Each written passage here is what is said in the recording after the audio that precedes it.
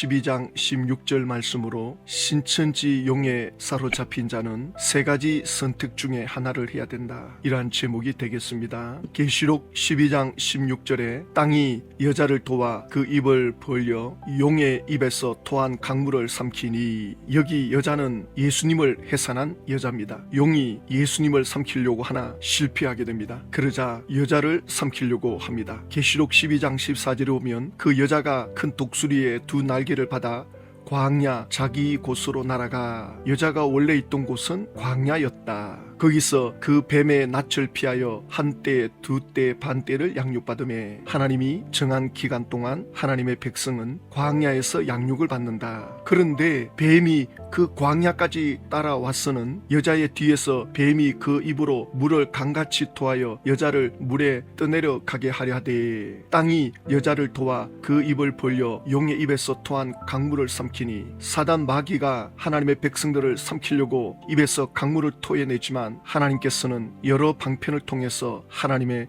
백성들을 지키신다, 보호하신다. 이것이 구약 성경에 나오죠. 하나님께서 모세에게 내가 광야길을 독수리로 너희들을 업어서 이끌었다 라고 하는 말씀을 출애굽기 19장에 하고 있습니다. 신명기 8장 2절에는 내 하나님 여호와께서 이 40년 동안에 내게 광야길을 걷게 하신 것을 기억하라. 하나님께서 자신의 백성을 애굽에서 탈출시키고 난 후에 광야의 길을 걷게 하십니다. 왜 광야 길을 걷게 하셨는가? 신명기 8장 16절에 내 조상들도 알지 못하던 만나를 광야에서 내게 먹이셨나니 이는 다 너를 낮추시며 너를 시험하사 마침내 내게 복을 주려 하심이었느니라. 광야 길에는 척박한 땅이고 메마른 길입니다. 곡식을 추수할 수 있는, 양떼를 키울 수 있는 그런 길도 아닙니다. 마실 물도 공급을 받아야 되고 먹을 양식도 하나님께로부터 공급을 받아야 됩니다. 그 광야 길을 통해서 하나님이 백성들을 낮추시고 시험했다. 그래서 마침내 복을 주려 하심이었다. 그 광야의 척박한 길을 통해서 어떤 시험을 하시고 어떤 복을 주느냐는 거죠. 그 시험을 통해서 백성들은 무엇을 깨닫느냐면 하나님을 의지하는 길밖에는 없구나. 하나님의 뜻대로 사는 길만이 사는 길이구나.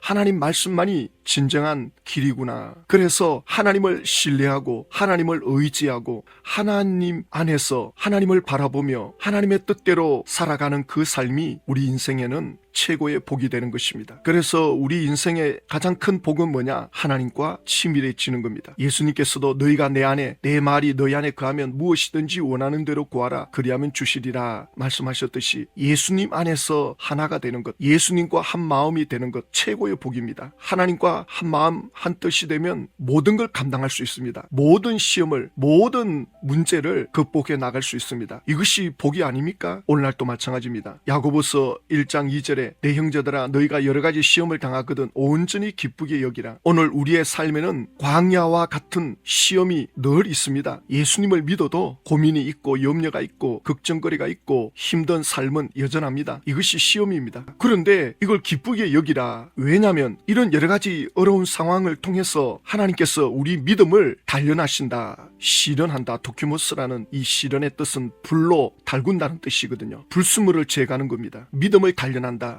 순전한 믿음, 온전한 믿음, 그것이 오늘 우리 삶의 여러 가지 시험을 통해서 믿음이 단련됩니다. 그러면 어떻게 되느냐? 인내를 만들어내는 줄 너희가 알미라. 인내는 오래 참는 것입니다. 견디는 겁니다. 한평생 행복하게 산 남자에게 어떤 사람이 물었습니다. 당신의 행복의 비결은 무엇입니까? 오래 참는 것입니다. 성공한 어떤 사람에게 당신의 성공의 비결은 뭡니까? 오래 참는 것입니다. 그렇습니다. 견디고 오래 참는 것, 이거 쉬운 게 아닙니다. 이게 인내입니다. 어떤 환경 속에서도 흔들리지 않고 견디는 것, 인내하는 것, 하나님께서는 우리를 시험하는데 바로 이 인내를 만들어내기 위함입니다. 흔들리지 않는, 요동하지 않는, 그러니까 세상에서도 성공한다는 이야기를 할 때 인내를 빼놓을 수가 없어요. 마찬가지로 영적 세계에 있어서도 주님의 길을 가고 주님의 뜻을 이루는 삶을 살아가는데도 이 인내를 빼놓을 수가 없습니다. 그러면 인내 못하면 어떻게 됩니까? 그냥 넘어지는 거죠. 그럼 넘어지면 어떻게 되느냐? 계속 제자리 걸음하는 거죠. 좀 가다가 주저앉아 버리고 좀 가다가 포기해버리고, 그러면 신앙이 10년이 지나도 계속 제자리 걸음하는 거예요. 좀 가다가 주저앉고 좀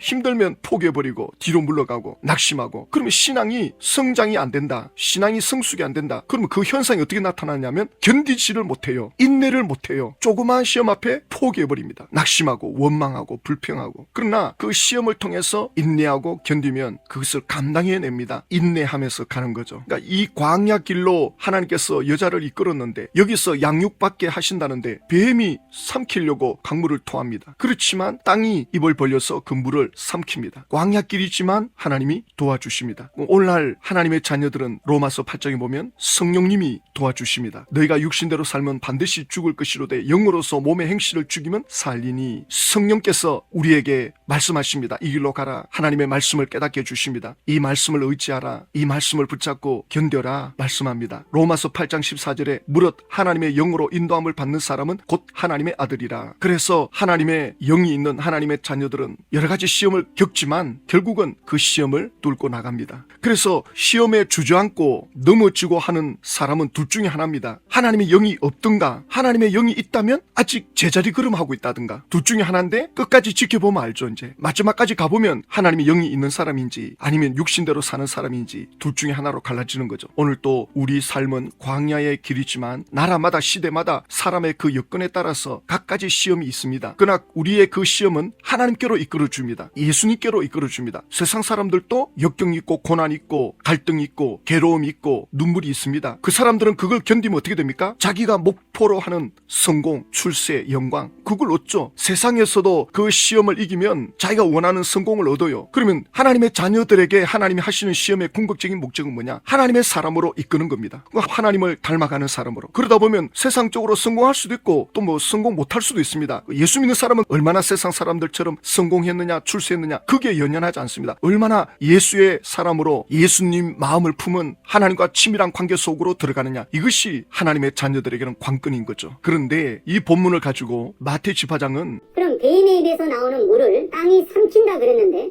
그것은 무엇을 말씀하시는 거냐? 땅과 같은 배도한 장막 성도들이 목자의 허물을 듣고도 바로 감싸준다라는 말씀을 이와 같이 말을 한 거죠. 이 말씀은 장막의 성도들이 자신들을 양육해 주었던 목자를 비난하지 않고 감싸주는 것이죠. 만약에 자기 부모를 욕한다면 같이 욕할 사람은 없을 겁니다. 그 땅이 뭐냐? 배도한 장막 성전의 성도들이다. 그 강물이 뭐냐? 목자를 비난하는 말이라 그랬죠. 그러니까 목자의 허물을 듣고도 감싸준다. 이렇게 억지로 끼워 맞춥니다. 이건 전혀 설득력이 없어요. 이 여인은 독수리에 의해서 광야로 뱀의 낯을 피하여 갔는데 그 피해간 곳이 미국이라고 그러잖아요. 그 미국 갔는데 웨스트민스터 신학교를 가지 않았는데 신주 총회장이 잘못 알아듣고 갔다고 말했다가 망신당했잖아요. 그러면서 나중에 하는 말이 뭐냐? 그래도 미국은 갔지 않느냐? 이렇게 나와요. 그러면 이 뱀이 그 미국까지 따라가서 강물을 토하는데 오평호 목사가 미국까지 따라갔단 말입니다. 안 갔잖아요. 마태 집화장은 오평호 씨도 미국 갔는가? 확인해 봐야 되지 않습니까? 그런 자료가 있는지, 그런 증거가 있는지 그걸 알아보고 가르치든지 해야지. 이런 것도 알아보지 않고 그냥 주스 들은 대로 가르치면 집화장 자격이 없죠. 강사 자격이 없습니다. 이거는 얼마든지 알아보면 알아볼 수 있잖아요. 확인하면 확인이 되는데 이걸 그냥 억지로 끼워 맞춥니다.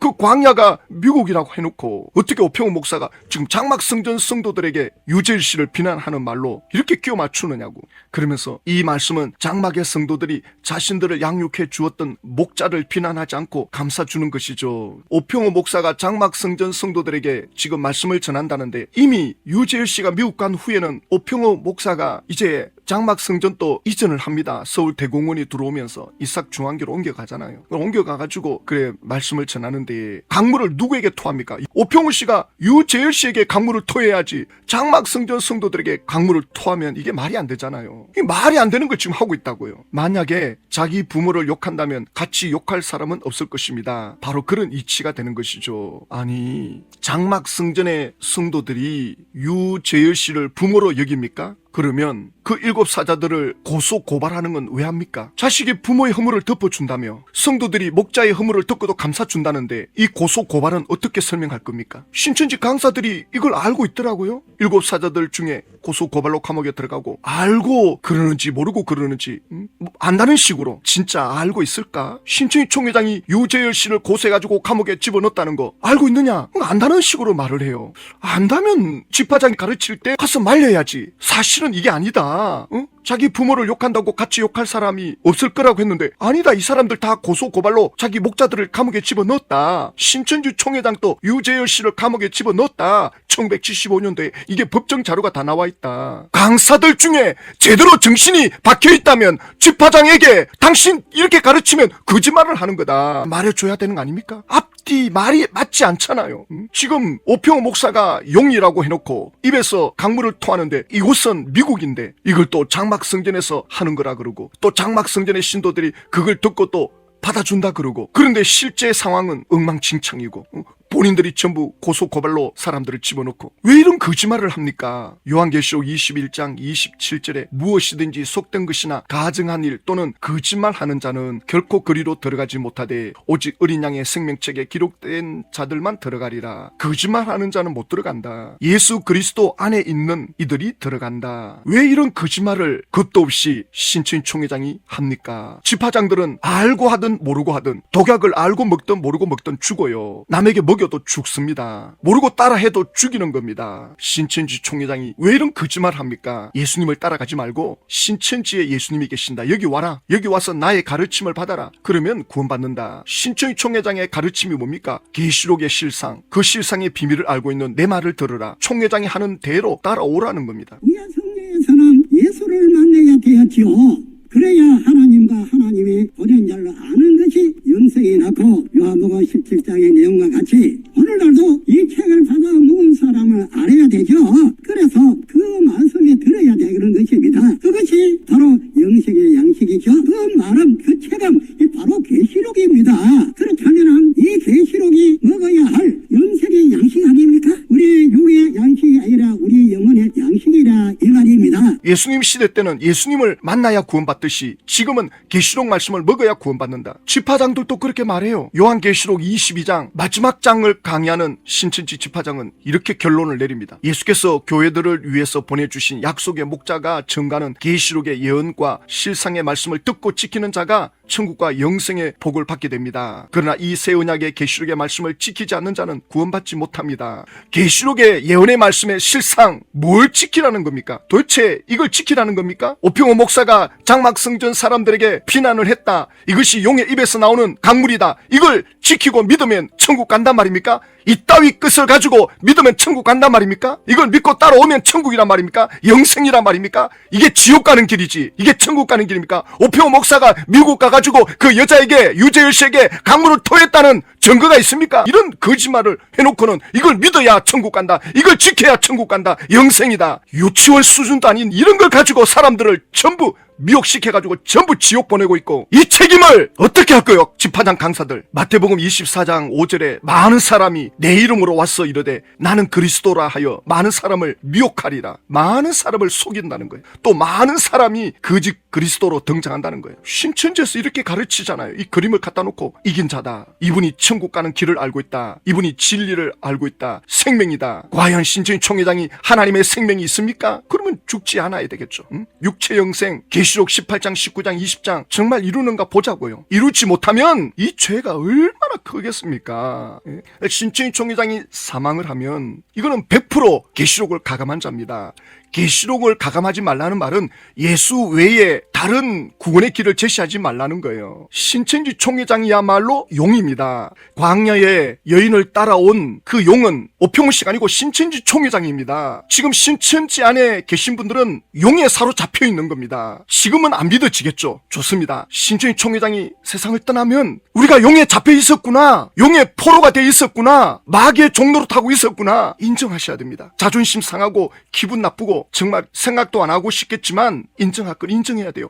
이게 회개입니다. 진정으로 인정해야 회개가 됩니다. 그래서 세 가지 선택 중에 하나를 하게 될 것입니다. 어떤 사람은 그래도 미련을 못 버리고 집화장 말을 따라갈 겁니다. 집화장들이 교리를 바꿔가지고는 온갖 거짓말로 사람들을 묶어놓을 것입니다. 총회장이 곧 온다. 우리에게 계시의 영을 부어주었다. 우리가 함께 기다리자. 그래가지고 신천지로 묶어놓을 것입니다. 미련을 못 버리는 사람은 통일교처럼 전도관처럼 그렇게 남아있을 것입니다. 그리고 대부분 대부분의 사람들은 방황합니다. 내가 믿었던 게 이게 사탄이었단 말인가? 그래서 방황합니다. 신천지를 탈퇴하고 방황하는 사람들이 더 많습니다. 아무것도 믿고 싶지 않다. 이제 난 조용히 살고 싶다. 안타깝지만 이거 역시 마귀가 노리는 거죠. 그러나 끝이 옵니다. 마지막 죽음의 문턱에 설 때 그때는 또 어떻게 하실 겁니까? 그동안 하나님의 말씀을 배웠는데 죽음으로 끝나지 않는다는 것을 배웠는데 죽음 이후에 세계가 있다는 걸 배웠는데 그래서 끝까지 가버리면 결국 하나님과의 관계가 끊어지는 거죠. 이 중간에 둘째를 선택하는 사람이 너무 많다는 거예요. 예수님께로 돌아오는 이들이 많지가 않아요. 안타깝지만 요한계시록 21장 8절에 그러나 두려워하는 자들과 믿지 아니하는 자들과 흉악한 자들과 살인자들, 음행하는 자들, 점술가들, 우상 숭배자들과 거짓말하는 모든 자들은 불과 유황으로 타는 못에 던져지리니 이것이 둘째 사망이라. 하나님께서 사람을 지옥으로 보내는 것이 아니라 사람들이 하나님과 관계없는 길을 선택했고 하나님과 관계없는 곳으로 가겠다. 내가 원하는 곳으로 가겠다. 그런데 그것이 마귀에게 속는 거죠. 하나님의 사람은 하나님의 택한 자는 돌아서게 될 것입니다. 하나님 아버지, 신천지가 이제 곧 끝이 나고 무너질 때 그때 세 가지 선택 중에 하나를 선택하는 결과를 가져올 것입니다. 그들이 예수님께로 돌아설 수 있도록 하나님 은혜를 베풀어 주십시오. 이 일을 위해서 기도의 사명자들을 일으켜 주시고 말씀의 종들을 일으켜 주셔서 하나님의 택한 자녀들이 예수님께로 돌아갈 수 있도록 은혜를 베풀어 주십시오. 예수님의 이름으로